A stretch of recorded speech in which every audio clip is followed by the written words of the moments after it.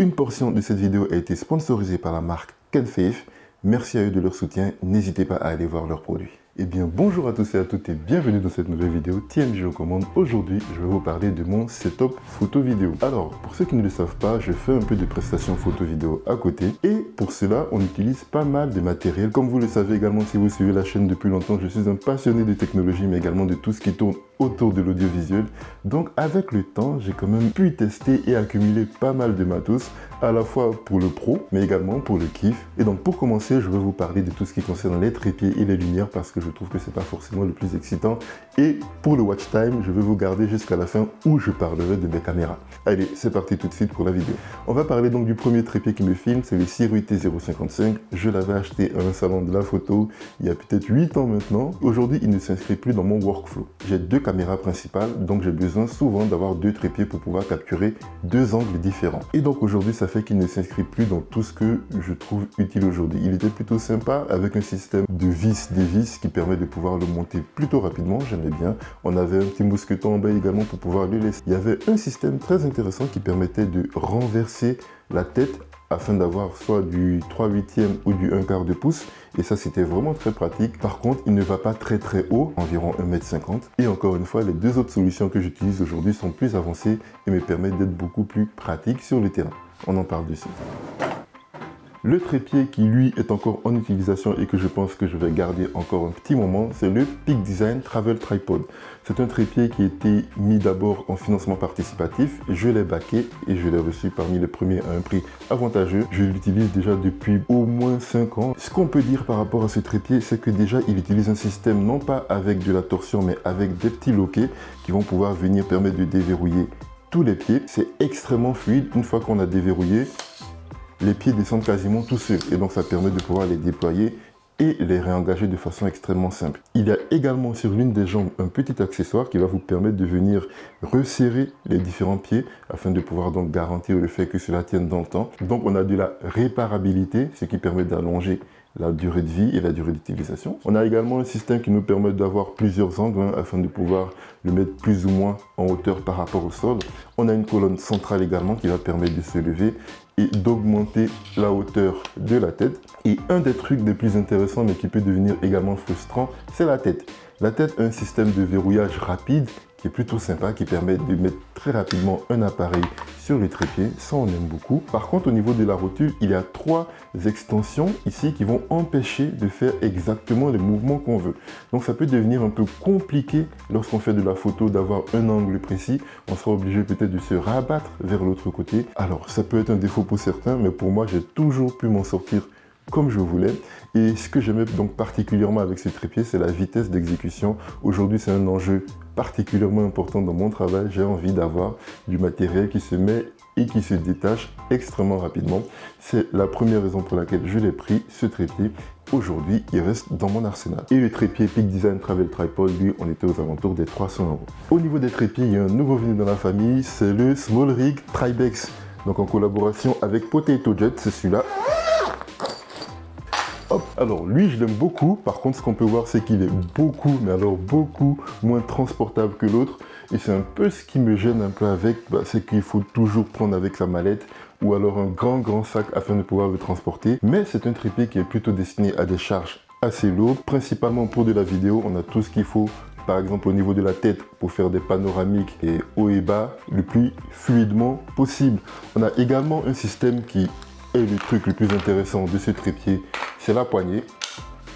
La poignée nous permet donc en quelques secondes de déployer tous les pieds. Il suffit simplement d'appuyer sur la petite manette.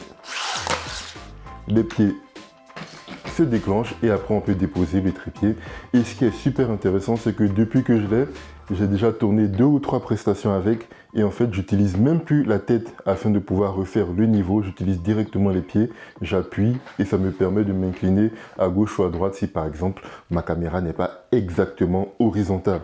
Donc vraiment c'est quelque chose que je trouve très intéressant et encore une fois ce que je recherche avec mon matériel, c'est un bon matériel, un peu technologique quelque part, mais surtout qu'il soit facile à mettre en œuvre. Et ce trépied là remplit toutes ces fonctionnalités là. On est sur du carbone, tous les trépieds avec du carbone sont plus chers que les trépieds en aluminium. C'est pour ça d'ailleurs qu'il y a une nouvelle version qui est sortie, qui est en aluminium, et un peu moins grosse et un peu moins grande, qui va pouvoir permettre justement de tirer les prix vers le bas. Là, on est aux alentours de 500 à 700 € pour ce trépied-là. Autre système de stabilisation que j'utilise également, c'est un monopode. C'est un monopode de chez iFootage.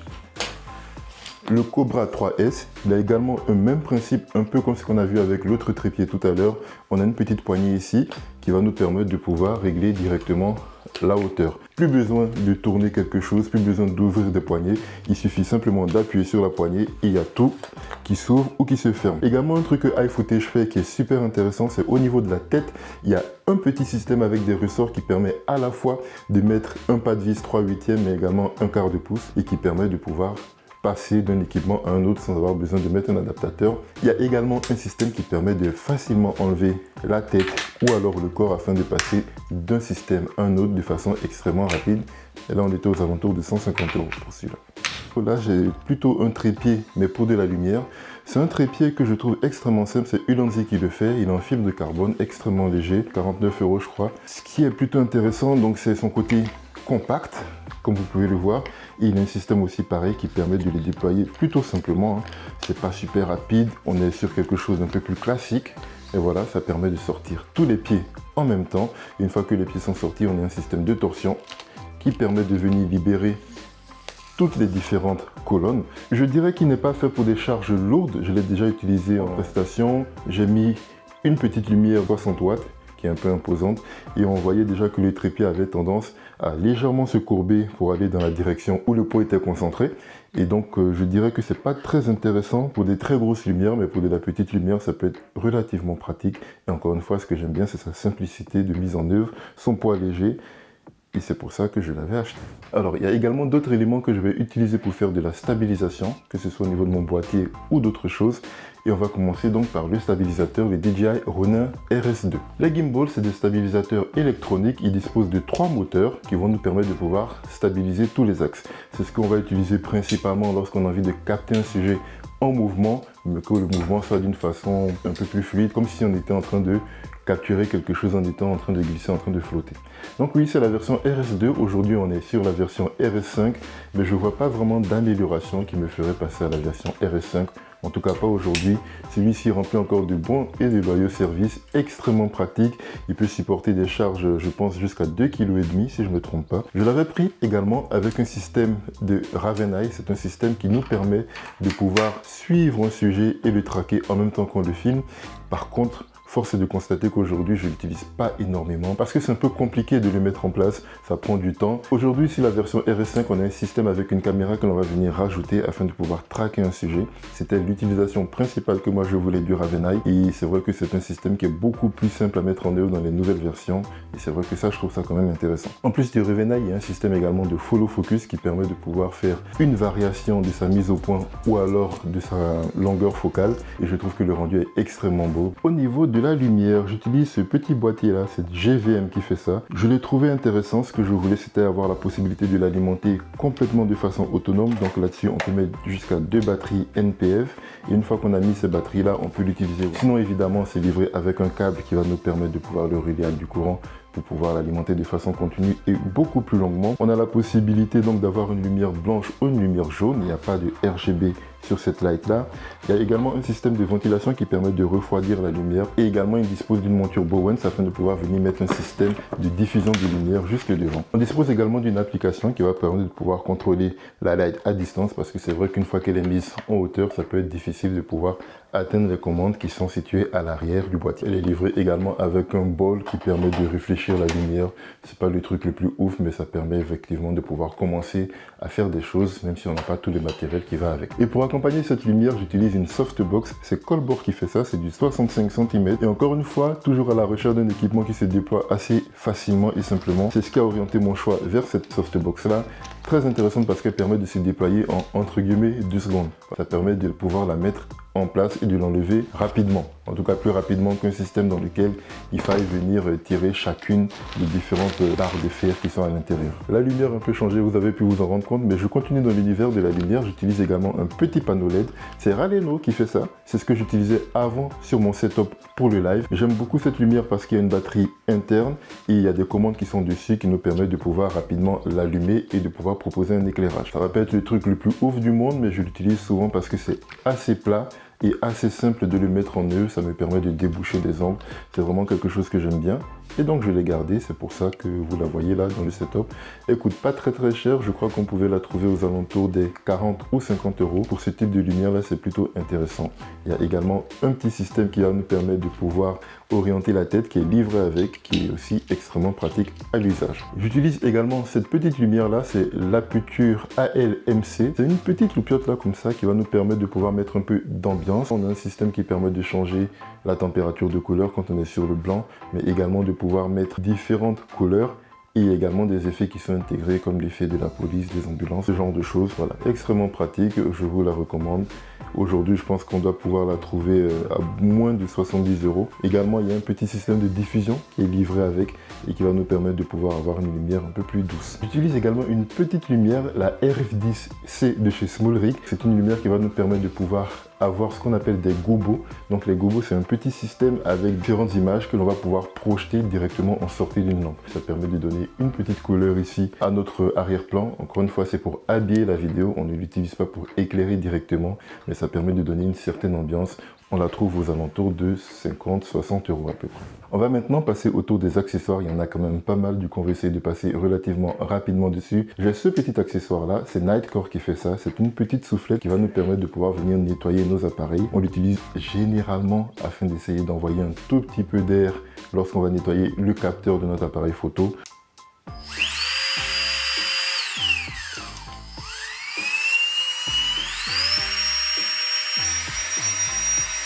J'ai là-dedans quand même des rotules comme ça qu'on va pouvoir mettre au-dessus des trépieds afin de pouvoir donner plusieurs orientations.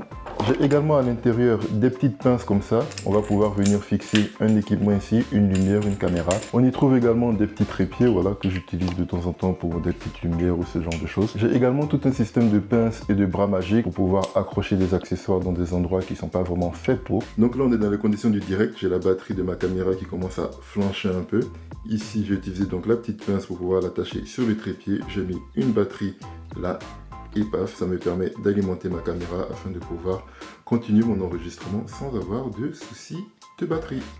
J'ai aussi une petite poignée qui a également une télécommande afin de pouvoir commander sa caméra à distance. Une petite poignée également sur laquelle on va pouvoir venir mettre une lumière afin de l'incliner dans différentes positions. Et des petits trucs comme ça, c'est des Bongo Ties, c'est des petites attaches qui sont élastiques qui vont nous permettre de pouvoir gérer par exemple mon câble management. J'ai également une petite boîte avec plein de petits pas de vis, des embouts pour smartphone, ce genre de choses, pour pouvoir convertir une taille à une autre par exemple. C'est des petits trucs qui, quand ils te manquent sur le terrain, t'es quand même déçu de ne pas les avoir. Alors là, les accessoires desquels je vais parler maintenant, c'est des accessoires que j'utilise beaucoup. Moi, je les utilise là pour le coup vraiment pour des prestations professionnelles et ça permet vraiment de donner aussi un petit truc en plus à mes vidéos. Le premier accessoire duquel je vais vous parler, c'est d'un moniteur. Voilà, un moniteur, c'est simplement un écran que l'on va venir rajouter au-dessus de sa caméra afin de pouvoir avoir un affichage plus grand que l'écran de la caméra lui-même. On a donc des outils d'aide au cadrage et d'aide à la prise de vue qui sont directement intégrés à ces moniteurs-là. Celui-là particulièrement, c'est le timbre code DC56. Je l'ai bien aimé parce qu'il avait une fonctionnalité que je recherchais, c'est qu'il dispose d'une batterie directement intégrée. C'est une batterie qui va tenir environ 2 ou 3 heures. Il y a également plein de boutons qui sont disponibles et qui vont nous permettre de pouvoir afficher différentes options. Voilà, petit moniteur, timbre code, ça c'est un 5 pouces et demi. Il en existe de plusieurs tailles différentes. J'utilise également des transmetteurs vidéo. Ça c'est un système avec un émetteur et un récepteur. On va mettre un émetteur depuis la caméra et un récepteur vers un système par exemple de régie live. Ça va nous permettre de transmettre un signal vidéo d'un endroit vers l'autre. C'est ce qu'on utilise généralement lorsqu'on fait de la captation de live pour avoir plusieurs plans de caméra différentes. J'ai également essayé une solution Moins cher, c'est Shimbol qui fait ça. Ça, c'est plutôt accessible. C'est à partir d'environ une centaine d'euros contre 200 à 250 pour le modèle dont je parlais précédemment. Ces modèles entrée de gamme là, ils sont pas faits pour avoir le moins de latence possible. C'est-à-dire que si vous filmez par exemple un discours, il va avoir un petit décalage entre l'image et le son. Mais dans certains cas, c'est pas grave parce que soit pendant la prise de vue, pendant la captation, on peut décaler un peu l'enregistrement audio afin de s'aligner avec la vidéo, ou alors dans certains cas, on a juste envie d'avoir différents plans et on n'a pas besoin de synchro labial.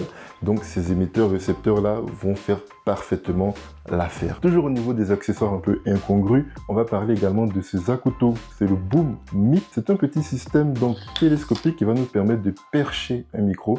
Donc percher un micro, c'est mettre le micro le plus proche possible de la personne qui parle afin d'avoir la meilleure captation. Donc vous ne le voyez jamais dans mes vidéos, mais quasiment à chaque fois que je me filme et que je n'ai pas un micro comme ici, j'utilise ce système-là afin de mettre mon micro plus performant tout au bout et de garder cette partie-là le plus proche de ma caméra. En termes d'accessoires également incongrus, j'ai ce Smoke Genie de Smoke Ninja, je crois. Donc c'est un petit appareil qui permet de faire de la fumée et je l'ai utilisé sur des prestations culinaires pour essayer de donner un peu l'impression de vapeur. C'est vrai qu'à part ça, je ne l'ai pas beaucoup utilisé. Je le trouve intéressant, ça permet de faire des prises de vue créatives. Je le garde quand même sous le coude, je crois qu'il y a moyen de faire des trucs super intéressants avec. Il y a également une petite télécommande qui, elle aussi, pareil, va nous permettre de commander la machine à distance. Donc voilà, d'ailleurs, pour la fin de la vidéo, je vais essayer de donner une petite ambiance qui va vous permettre de voir donc à quoi cela pourrait servir. Là, ça permet par exemple de mettre en relief, en valeur, le petit faisceau de lumière qui est sur le côté. Ça permet de lui donner, voilà, de donner encore une fois une petite ambiance à la scène. Voilà, ça casse pas trois pattes à un canard, j'en conviens bien. Mais pour certaines images, ça peut donner des effets relativement cool. Également, en prestation, on va utiliser ce genre de casque-là. C'est des casques intercom. Ça permet de communiquer avec l'ensemble de l'équipe dans un petit rayon sans avoir forcément besoin de s'appeler au téléphone ou alors de pouvoir crier nos noms dans la salle, ce genre de choses. Il y a plein de marques qui le font aujourd'hui. Et là, aujourd'hui, on trouve vraiment du tout à partir d'une centaine d'euros de casque. Qui est relativement intéressant, même si demain, ça peut faire peur comme ça. Ça ne recouvre qu'une seule oreille, comme vous pouvez le voir. Et ça permet donc, une fois que le micro est baissé, de communiquer, et quand on le remonte, on arrête de communiquer. Ça évite justement de parler dans les oreilles des gens ou de respirer dans leurs oreilles. C'est extrêmement simple, extrêmement pratique, et je trouve qu'il y a plein d'univers qui mériteraient d'avoir ce genre d'appareil là pour la communication. Toujours ces accessoires un peu étranges. Là, j'ai un slider complet à l'intérieur. Alors, il est quand même assez gros, je ne vais pas vous le montrer, mais ce que je trouvais intéressant avec ce slider là, c'est qu'il me permet d'avoir deux modes. Un mode avec un rail basique, comme ce qu'on connaît de tous les sliders. Mais ce qui est cool, c'est qu'on va pouvoir le moduler afin de pouvoir le mettre sur des petites roues pour qu'il puisse déplacer un trépied. Je l'ai utilisé sur plein de captations. Ça permet de montrer un petit mouvement subtil à la caméra, mais qui donne quand même un rendu sympathique lorsqu'on regarde nos vidéos. Et comme je dis, c'est pas un accessoire que j'utilise tout le temps, mais il est extrêmement pratique. Il donne un cachet supplémentaire à notre image. C'est quelque chose que j'aime beaucoup. C'est YC Onion qui fait ça. Ils l'ont fait financer par plateforme de financement participatif. Je l'ai backé, mais je crois qu'il n'est pas venu sur le marché. En tout cas, il est venu à très peu d'exemplaires. Donc voilà, il y a une application qui nous permet de le piloter à distance. Il n'y a pas énormément de vidéos sur Internet, des personnes qui l'ont. Mais voilà, moi je l'ai, je le trouve sympathique. Il est venu remplacer un slider que je possédais. J'ai déjà fait une vidéo d'ailleurs là-dessus que je vous invite à aller voir. Je disais qu'est-ce qui me dérangeait sur ce modèle-là et qu'est-ce que je retrouvais justement dans celui-là. Enfin, dernier accessoire un peu incongru mais extrêmement pratique duquel je vais vous parler, c'est ça, c'est Next2D qui fait ça. C'est un système de backup, c'est un système qui permet de sauvegarder mes données. Il dispose de plusieurs lecteurs de carte mémoire sur le côté et d'un écran avec une interface qui va nous permettre de pouvoir naviguer dans des menus et de faire des sélections. Simplement venir mettre une ou plusieurs cartes mémoire à l'intérieur et demander à l'appareil de faire une copie sur un disque qui est au sein de l'appareil. Donc on a la possibilité simplement à l'arrière, en enlevant la coque, de pouvoir venir changer soi-même les disques, et qu'on peut avoir donc plusieurs tailles différentes ou les tailles que l'on veut. Et ce qui est cool, c'est qu'on va pouvoir le faire sur le terrain parce qu'il y a une batterie intégrée à l'intérieur. Ce dispositif-là, je l'utilise particulièrement lorsqu'on est plusieurs shooters sur le terrain. Toutes les prises de vue qui ont été faites par mon collègue, par exemple, je vais les récupérer là-dedans afin de pouvoir moi aussi, lorsque je vais traiter ou la photo ou la vidéo, avoir des éléments qui vont me permettre de travailler de mon côté sans avoir besoin à chaque fois de lui demander de m'envoyer des fichiers ou des choses comme ça. Donc, extrêmement pratique celui-là. Moi, j'ai mis un disque d'1 Tera à l'intérieur. Que ce soit avec un disque dur ou un SSD, j'ai pas constaté de différence de vitesse. Il n'y a pas beaucoup de solutions aujourd'hui qui existent, encore une fois, qui permettent de faire la copie sur place. Il y en a par exemple qui vont utiliser leur ordinateur et des lecteurs de carte mémoire. Encore une fois, ça marche. C'est bien moins cher que ça, hein, 250 € quand même, mais c'est beaucoup, mais alors beaucoup moins pratique. On peut également faire de la copie directement depuis une clé USB grâce à la prise qui est en dessous ici. Donc il y a également une chose que je ne fais pas et que je n'ai jamais faite, c'est travailler directement depuis le disque dur sur mon ordinateur. Je ne sais pas ce que ça donnera en termes de performance. En termes de batterie, j'ai des petites batteries comme ça, des NPF. C'est Viltrox qui fait ça. Comme vous avez pu le voir dans les différents accessoires que j'utilise, ça marche très bien pour la lumière, mais également pour les transmetteurs vidéo. Ils font plusieurs tailles différentes. Ça peut se recharger par USB type C directement en façade, donc pas besoin d'un chargeur dédié. On a également un petit système avec des LED en dessous qui nous permet de savoir l'état de la batterie avant de pouvoir les utiliser. Donc vraiment très pratique ces petites batteries là. C'est livré également avec un chargeur qui permet de charger 2 batteries en même temps au cas où on n'a pas assez de prises USB-C pour pouvoir les charger. J'utilise également des batteries comme ça, des batteries Veloc. Plutôt cool ces batteries-là, ça peut déjà de base recharger un téléphone, un ordinateur, ce genre de choses. Mais il y a également des prises qui sont spécifiques à l'audiovisuel, comme les prises d'étape qui vont nous permettre de pouvoir alimenter jusqu'à 12 volts. Je crois même que ça peut aller jusqu'à du 20 volts. On a un petit afficheur en façade qui va nous permettre de savoir le niveau de batterie, également donc les tensions de charge lorsque c'est en utilisation.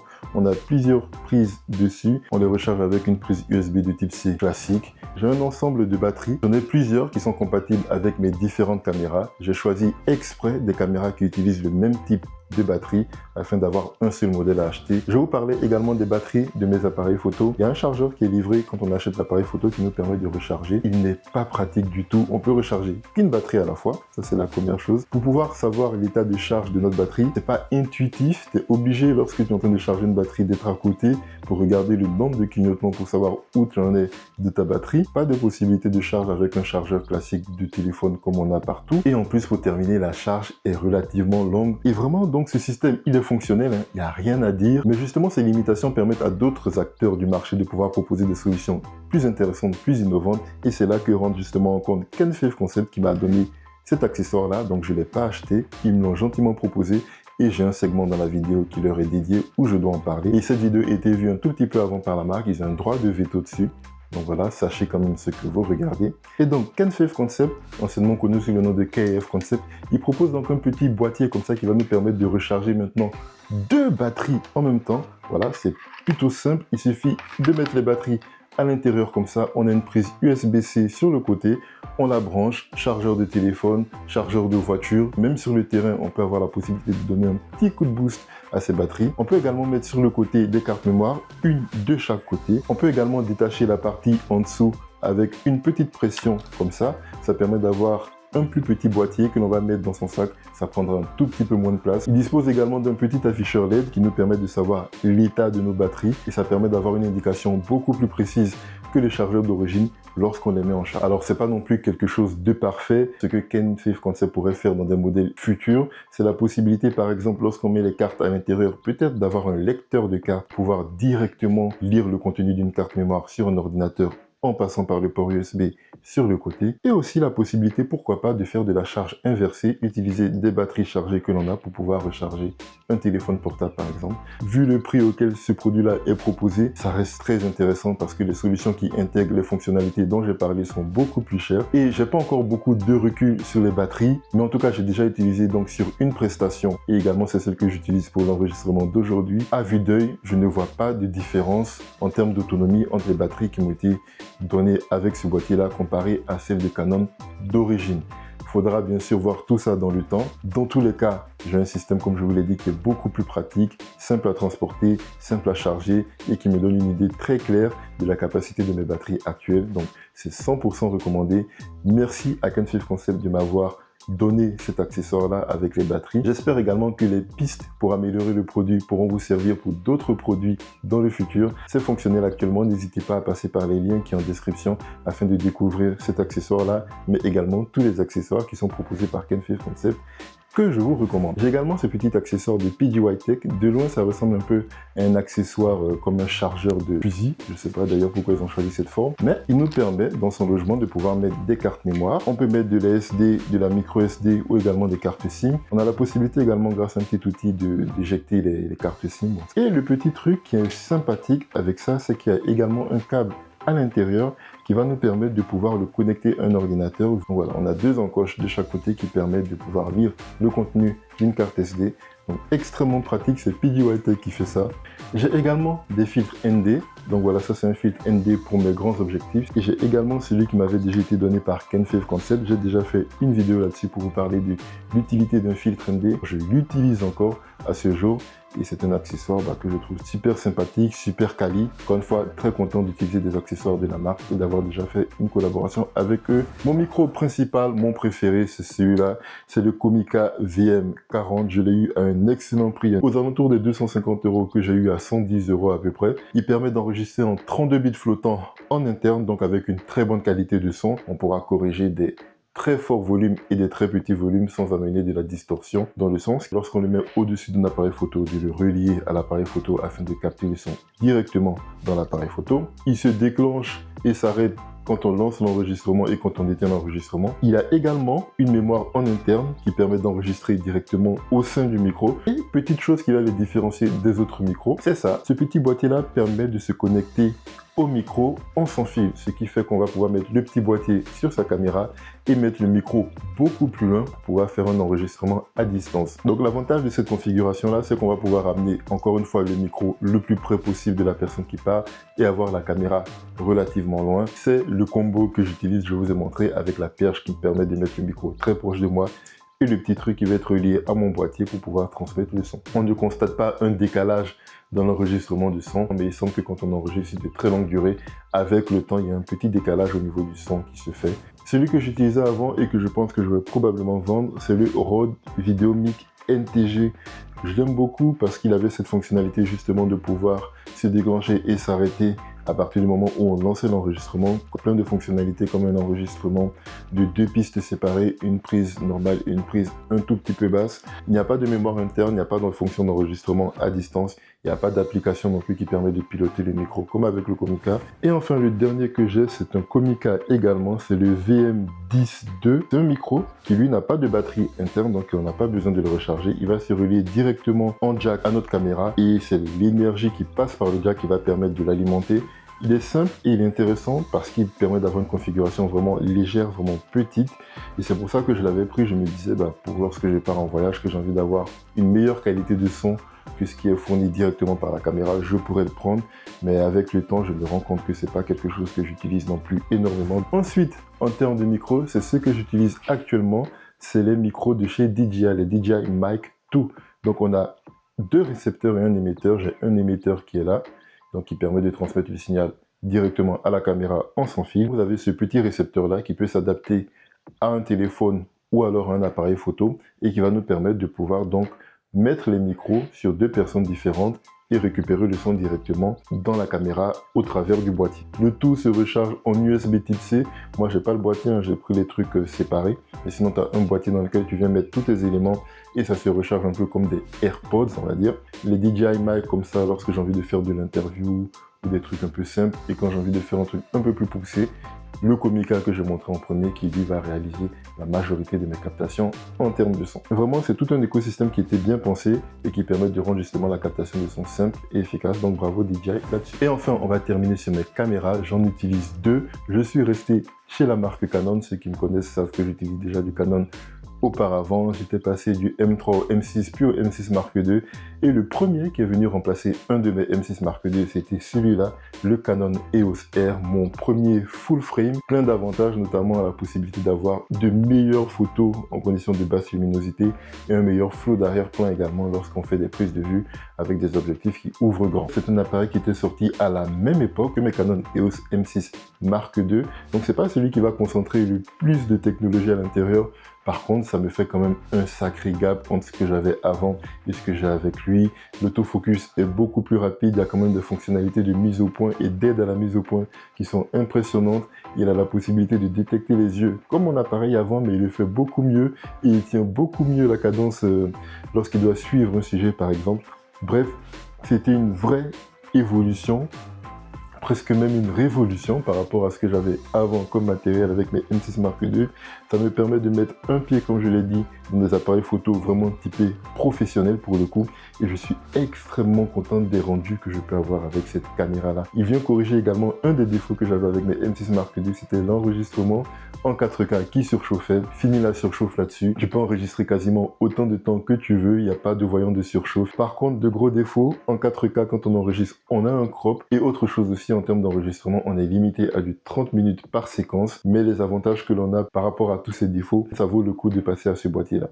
Bref, très content du EOS R qui me sert principalement pour de la photo où j'ai envie d'avoir un certain type de rendu. Et celui qui va venir compléter le tout, c'est celui-là, c'est vraiment l'appareil qui est destiné à la vidéo dans mon setup. C'est le Canon EOS R7. C'est le successeur de mes M6 avant. C'est le capteur APS-C haut de gamme chez Canon, qu'on a un peu moins de sensibilité lorsqu'on est en basse lumière. Également un flou d'arrière-plan qui va être moins prononcé qu'avec l'appareil que je vous ai montré précédemment. N'empêche, on a toutes les technologies que l'on trouve dans le haut de gamme de chez Canon, comme par exemple le joystick ici qui va permettre de déplacer la zone de mise au point. On a également, comme sur les hauts de gamme, la possibilité de mettre un casque afin d'écouter directement le son.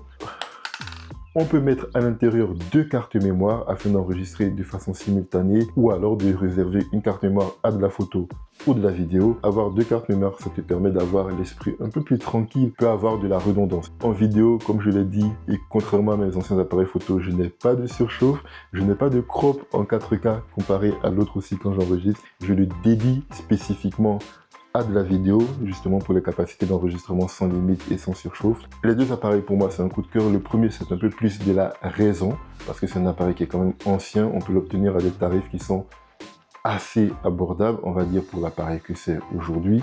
Celui-ci, c'était un peu plus pour se mettre au goût du jour, avoir toutes les technologies actuelles, les technologies d'autofocus qui permettent de suivre un sujet. Il dispose également d'une très bonne stabilisation en interne. Super appareil, je n'ai pas grand chose à dire de plus. Je suis très content des deux évolutions que j'ai eues et c'est eux qui vont m'accompagner, je pense, sur les 3 ou les 4 années à venir. Et on verra ce que ça va donner après. Et on parle beaucoup d'appareils, mais ce n'est pas que l'appareil qui fait l'image, c'est surtout les objectifs. J'ai revendu tous les objectifs que j'avais et je suis passé directement à la monture native. Ce qui veut dire que si je veux utiliser d'anciens objectifs, il me faut un adaptateur. Celui-là, qui est un 24-105 f4, on a 3 bagues. On a la bague qui permet d'étendre le fût de l'objectif.